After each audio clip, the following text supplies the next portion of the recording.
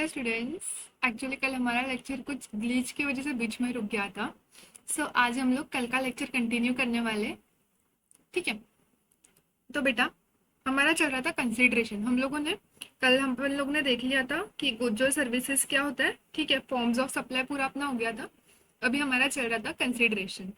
ठीक है बेटा, जैसे मैंने आपको बताया, एक इवेंट को, एक ट्रांजेक्शन को सप्लाई बनने के लिए उसको में तीन चीजें होना जरूरी है। एक तो वो गुड्स और सर्विसेज होना जरूरी है। ठीक है, गुड्स और सर्विसेज का मतलब देख लिया, मतलब अपन जो भी ट्रांजैक्शन कर रहे हैं वो ट्रांजैक्शन किस चीज का होना चाहिए, या तो गुड्स का होना चाहिए या तो सर्विसेज का होना चाहिए। ठीक है, सेकंड है उसमें वो कंसिडरेशन के लिए होना चाहिए। ठीक है, जो पर्टिकुलर ट्रांजैक्शन है वो कंसिडरेशन के लिए होना चाहिए, मतलब जो ट्रांजैक्शन कर रहे हैं, जैसे सप्लायर ट्रांजैक्शन कर रहा है, सप्लायर को कुछ तो उससे बदले में मिलना चाहिए, समथिंग इन रिटर्न। ठीक है, और थर्ड है अपना बिजनेस के कोर्स और फर्दरेंस ऑफ बिजनेस होना चाहिए। ओके, तो अपना चल रहा था अभी कंसिडरेशन।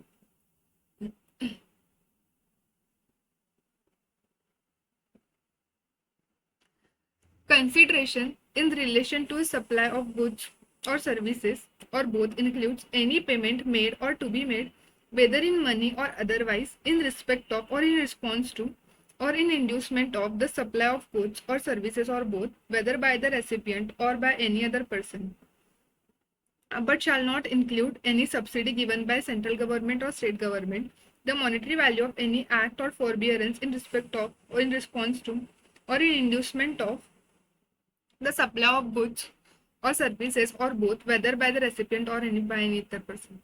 अब बोलूंगी मैम कितनी कॉम्प्लिकेटेड सी ना, बड़ी सी डेफिनेशन लग रही है, नहीं समझ आ रहा कुछ भी।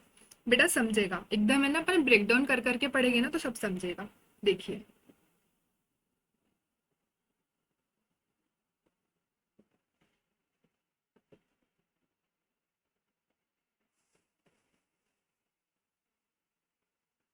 कंसिडरेशन।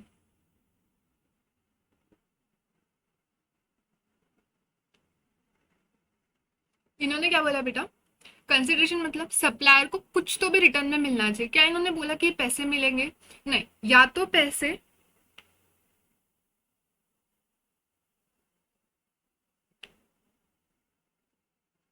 या कोई और चीज जिसका मॉनेटरी वैल्यू हो, या कोई ऐसी चीज जिसका मॉनेटरी वैल्यू हो।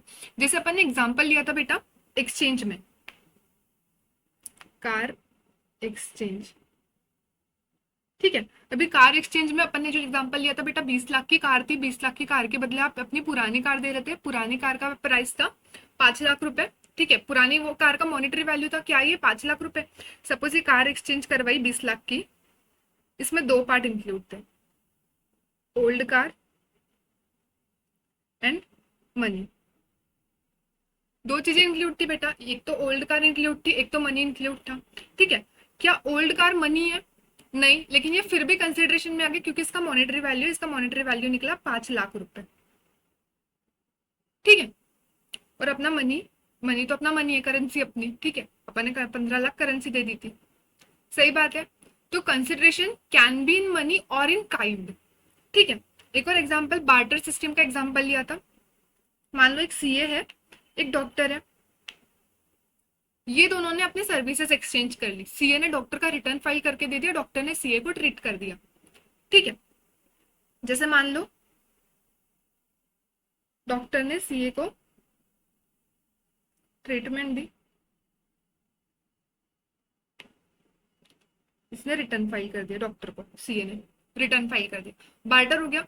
दोनों का ट्रीटमेंट का मॉनेटरी वैल्यू है। डॉक्टर किसी और से जब भी ट्रीटमेंट, किसी और का ट्रीटमेंट करता है, डॉक्टर पैसे चार्ज करता है, उसका मॉनेटरी वैल्यू है। सीए भी जब किसी और का रिटर्न भरता है तो पैसे चार्ज करता है, उसके रिटर्न का भी मॉनेटरी वैल्यू है। सही बात है, तो consideration can be in kind.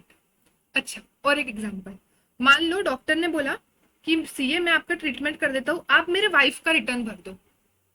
ठीक है, आप मेरे वाइफ का रिटर्न भर दो, या तो,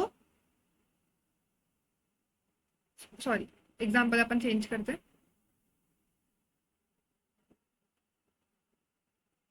हाँ, सेम एग्जाम्पल, सीए डॉक्टर। अभी डॉक्टर ने ट्रीटमेंट कर दिया, ठीक है। अभी सीए की वाइफ है, सीए की वाइफ भी सीए है, सीए की वाइफ ने डॉक्टर का रिटर्न फाइल कर दिया। अभी डॉक्टर ने ट्रीटमेंट तो सीए को दिया था, लेकिन जो कंसिडरेशन था मतलब जो सीए की वाइफ ने डॉक्टर को रिटर्न फाइल करके दिया, कंसिडरेशन किसी और ने दिया। तो कंसिडरेशन या तो रेसिपिएंट देगा या रेसिपिएंट के बदले कोई और पर्सन भी देगा, तो भी अपन कंसिडरेशन ही मानेंगे, ठीक है। यहाँ पे ट्रीटमेंट का रेसिपिएंट तो सीए था, बराबर है, लेकिन उसको कंसिडरेशन किसने दिया, सीए की वाइफ ने दिया डॉक्टर को, ठीक है, उसका रिटर्न फाइल करके, सही बात है।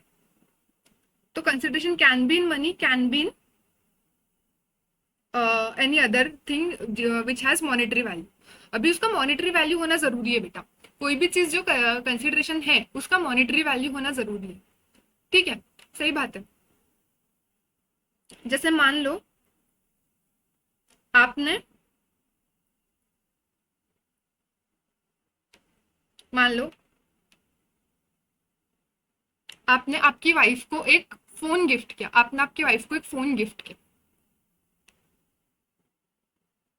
मान लो अपन जेठालाल का एग्जांपल लेते हैं, जेठालाल गिफ्ट्स अ फोन, चल जेठालाल फोन नहीं, मान लो जेठालाल एक कार गिफ्ट कर रहा है, क्योंकि ये फोन का एग्जांपल तुमको बाद में कंफ्यूज होगा, मैं बताऊंगी कहाँ पे। Gifts a car to his wife Daya, ठीक है। जेठालाल ने दया को एक फोन गिफ्ट किया, ठीक है। क्या जेठालाल को उसके बदले में कुछ मिल रहा है? क्या जेठालाल को ये जो जेठालाल कार गिफ्ट कर रहा है उसके बदले में जेठालाल को कुछ मिल रहा है? हाँ, आप बोलोगे दया का प्यार मिल रहा है, दया प्यार करेगी उससे और ज्यादा, सही बात है। नहीं बेटा, अभी दया के प्यार का कोई मॉनेटरी वैल्यू थोड़ी है, सही बात है। तो ये वाली चीज जिसका मॉनेटरी वैल्यू नहीं है वो चीज को अपन कंसिडरेशन नहीं मानते, ठीक है। अभी यहाँ पे देखो ये लिखा हुआ इन्होंने, अभी इन्होंने क्या लिखा हुआ है, in respect of, in response to और इन इंड्यूसमेंट ऑफ। अभी ये जो वर्ड है ना ये अपन डिटेल में आगे स्टडी करेंगे,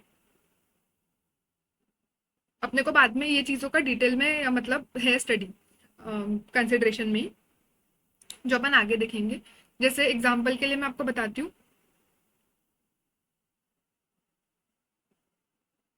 एक बहुत कॉमन एग्जाम्पल है। मान लो एक डॉक्टर है, मान लो एक डॉक्टर है, डॉक्टर ने ना आपको, आप डॉक्टर के पास गए कोई डिसीज के लिए, ठीक है। अभी डॉक्टर ने आपको कुछ टेस्ट सजेस्ट किए, मान लो कि आपको कोई ब्लड टेस्ट, मतलब कुछ ब्लड टेस्ट सजेस्ट किए या और भी कुछ टेस्ट सजेस्ट किए, उसके लिए आपको डॉक्टर ने बोला कि आप पर्टिकुलर पैथोलॉजी में जाइए, कि आप XYZ पैथोलॉजी में जाइए और वहां ये सारी टेस्ट करवा लीजिए, ठीक है। आप ये पैथोलॉजी में जाइए, आप उस वहां पे सारी टेस्ट करवा लीजिए, ठीक है। अभी डॉक्टर आपको बोल रहा है कि ये पैथोलॉजी में जाइए, अब ये पैथोलॉजी वाला हो सकता है डॉक्टर को कुछ कमीशन दे रहा होगा इसके बदले, ठीक है, डॉक्टर को कुछ कमीशन दे रहा होगा इसके बदले, ठीक है। तो ये भी कंसिडरेशन ही है, ये भी डॉक्टर ने इंड्यूस किया, डॉक्टर ने इंड्यूस किया है, सही बात है, डॉक्टर को इंड्यूस करने के लिए ये भी कमीशन ही है, ये भी कंसिडरेशन में आएगा, ठीक है। एक और एग्जांपल लेते हैं, मान लो मैं एक प्रैक्टिसिंग सीए हूँ, मेरे पास में एक आर्टिकल था, मैं एक प्रैक्टिसिंग सीए हूँ, मेरे पास में एक आर्टिकल था। अभी आर्टिकल की काफी कॉन्टेक्ट है, मेरे एक सारे क्लाइंट्स का काम आर्टिकल दिखता था, आर्टिकलशिप पूरी कंप्लीट हो गई, वो सीए बन गए, ठीक है। अभी मैंने आर्टिकल को बोला कि बेटा तू ना इस एरिया में, ये पर्टिकुलर सिटी में अपनी प्रैक्टिसिंग फर्म ओपन मत करना, क्योंकि मेरे सारे क्लाइंट्स के कॉन्टेक्ट है तेरे पास में, तो प्लीज, और उसके बदले में मैं आपको 20 लाख रुपए देती हूँ, ठीक है। आर्टिकल मान गया मेरा, ठीक है, ये पैसे के बदले।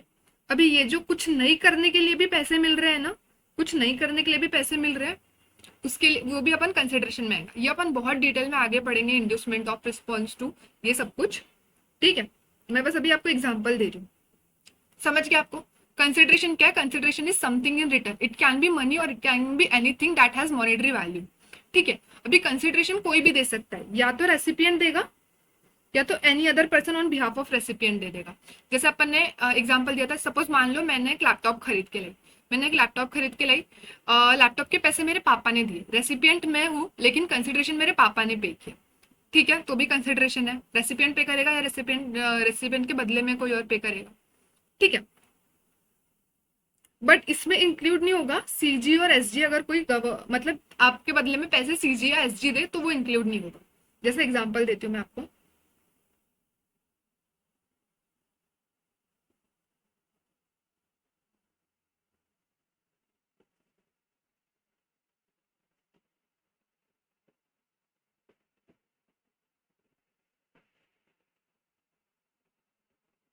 मान लो जेठालाल ने सुंदरलाल से एक शॉप परचेस, जेठालाल ने सुंदरलाल से एक शॉप परचेस की। शॉप का प्राइस था मान लो 1 CR, ठीक है।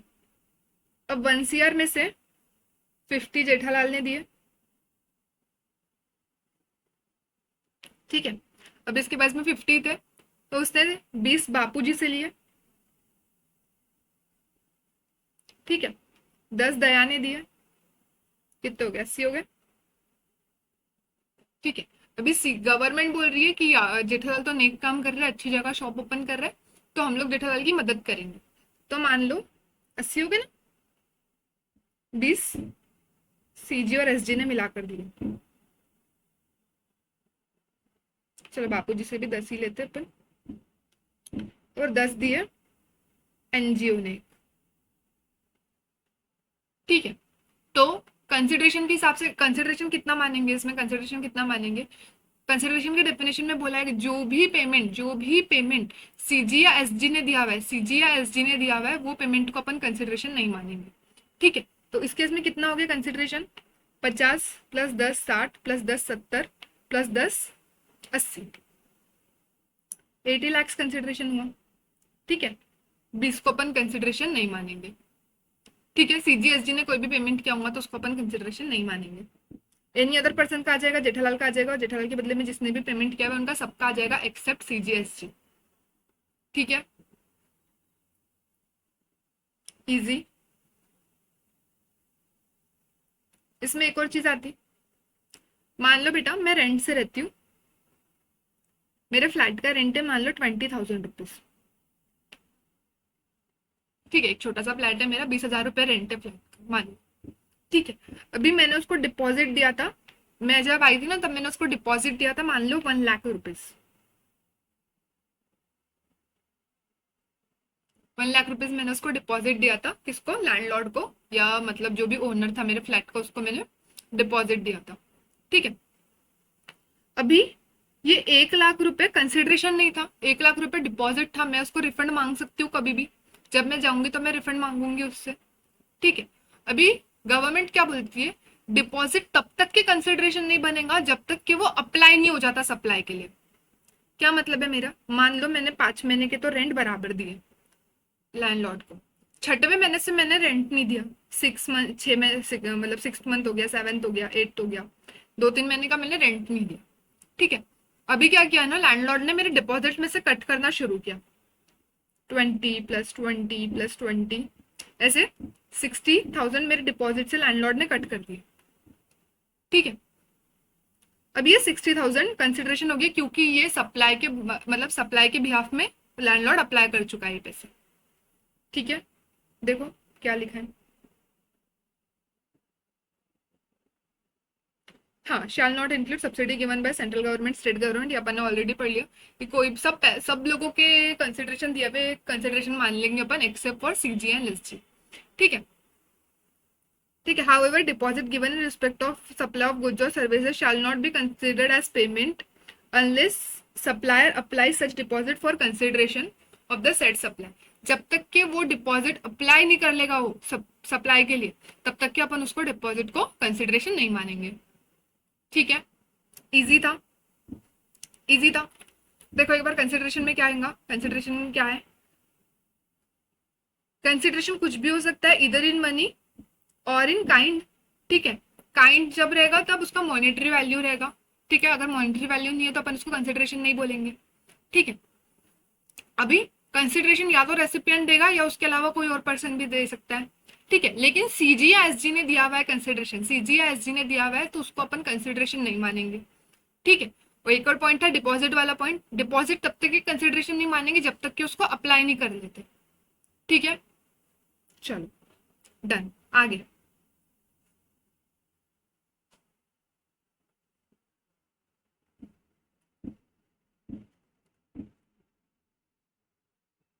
लेट अस एग्जामिन द देखो कुछ सर्कुलर रिलीज हुए थे, वो पढ़ेंगे अपन।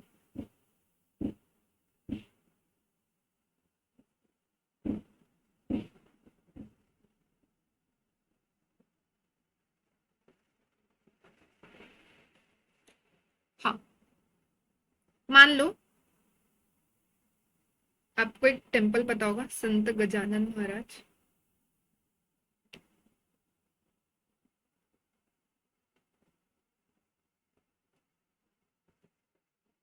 संत गजानन महाराज संस्थान शेगांव आपको पता होगा, ठीक है। मैं बहुत मानती हूँ इसलिए अभी एग्जाम्पल ले रही हूँ, ठीक है।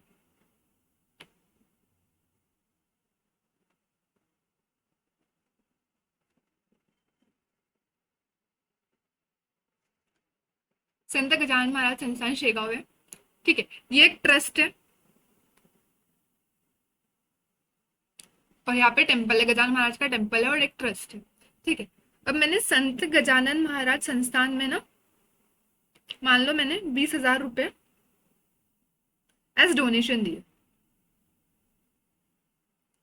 मैंने 20,000 रुपए डोनेशन दिए, वहां पे लोगों को खाना खिलाते हैं फ्री में और वहां पे रहने की सुविधा है, बहुत कुछ है वहां पे। तो मैंने मेरा डोनेशन दिया, मैंने मेरा योगदान दिया कि प्लीज आप ये पैसों से गरीबों का भला करो, ऐसा संस्थान के लिए भी, ठीक है। अभी संस्थान ने ना, जस्ट बिकॉज मैंने कुछ डोनेशन दिया है, तो संस्थान ने मेरा नाम वहां लिख दिया है कि गिवन बाय जया माहेश्वरी,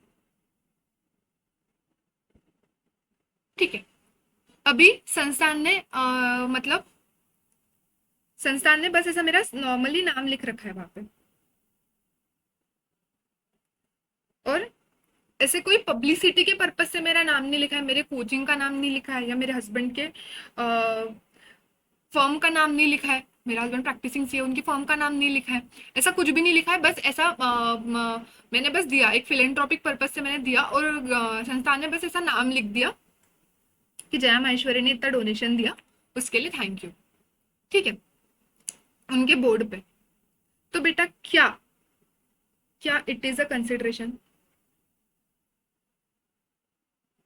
क्या संस्थाएं ये कंसिडरेशन मानेंगी इस चीज को?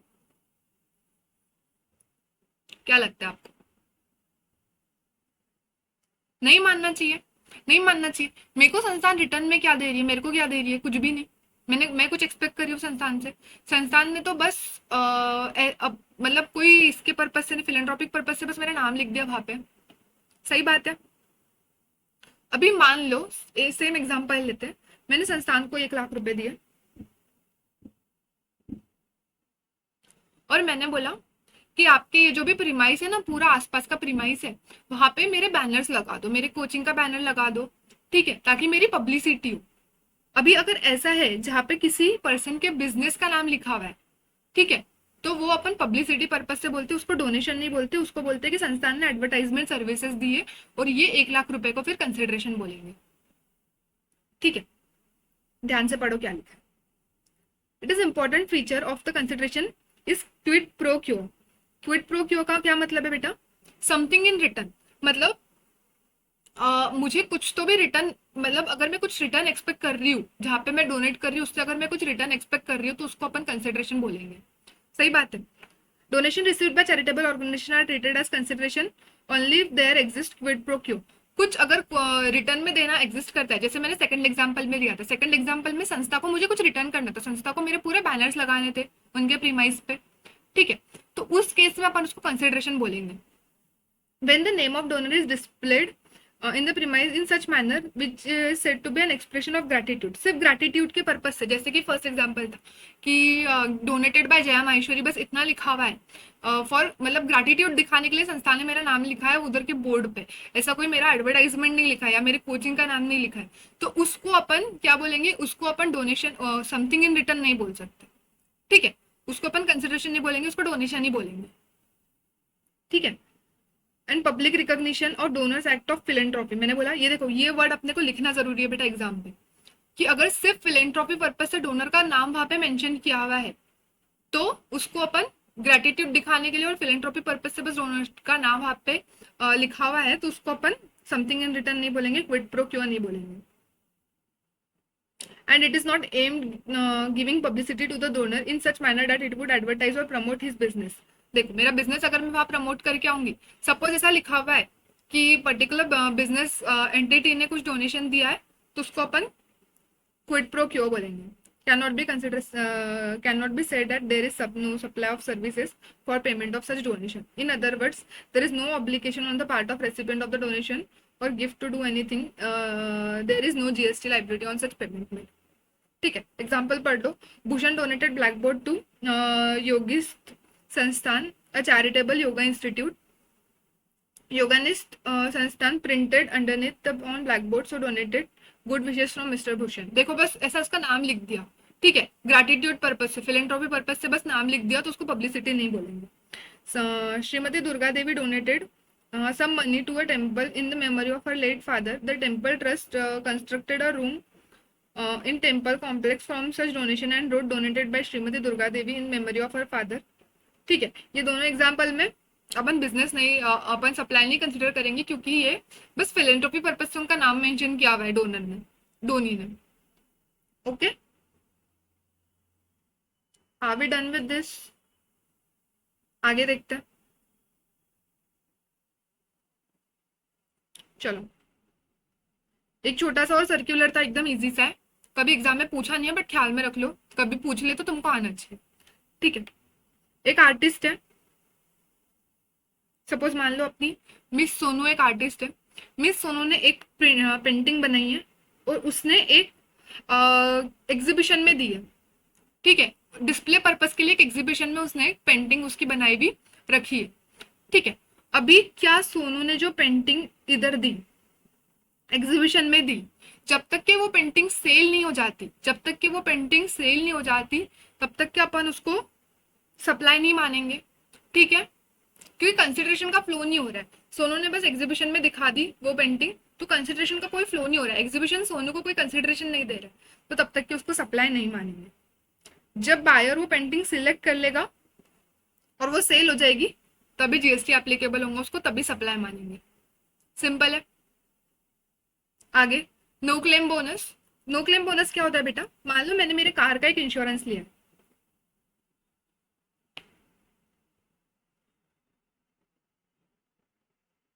मैंने मेरे कार का इंश्योरेंस लिया है अभी इस साल 24-25 में,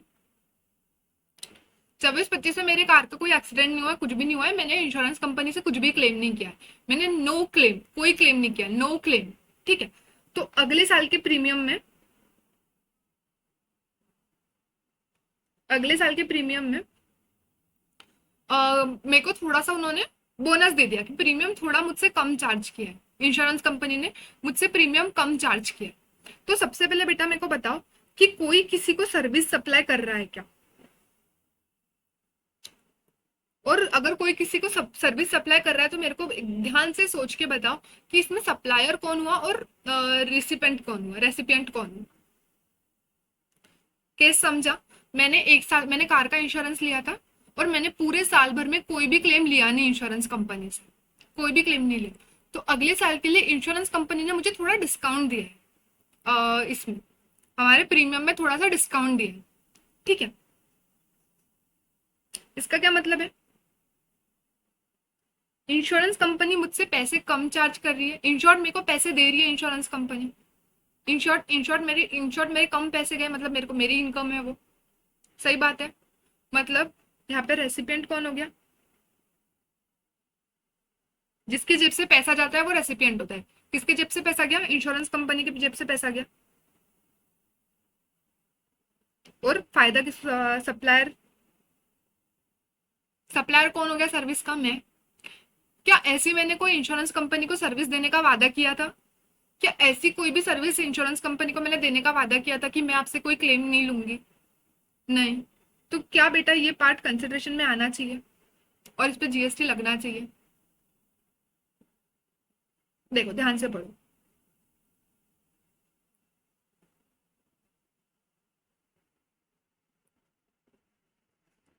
The issue which arose for consideration was whether the deduction of amount on no claim bonus allowed by insurance company from the insurance premium payable by the insured can be considered as considered consideration for the supply provided by the insured.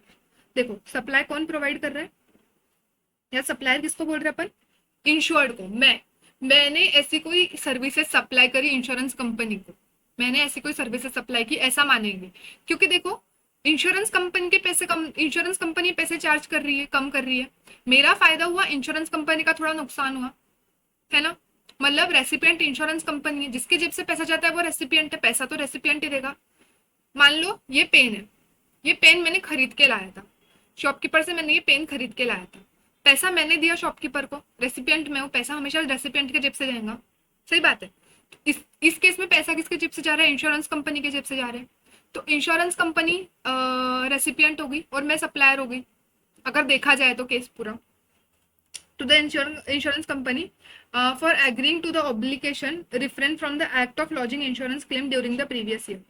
So as per practice prevailing in the insurance sector, the insurance company deduct no claim bonus from the gross insurance amount when no claim is made by insured during the previous insurance period.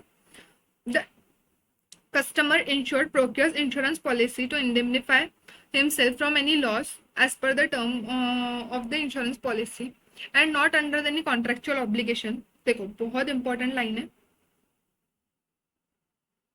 not under any contractual obligation to not to claim insurance during any period covered in lieu of NCB.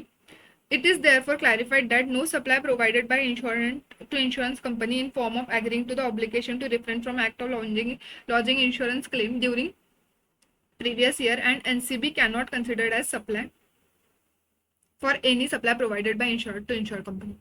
देखो क्या बोला उन्होंने, मेरा ऐसा कोई contractual obligation नहीं है। देखो अगर मेरी कार का एक्सीडेंट होता था ना तो मैं उनसे इंश्योरेंस क्लेम करती थी, मेरा कोई कॉन्ट्रेक्चुअल ऑब्लिगेशन नहीं है कि मैं इनसे इंश्योरेंस क्लेम नहीं करूंगी, सही बात है, इंश्योरेंस क्लेम नहीं करूंगी मैं इनसे।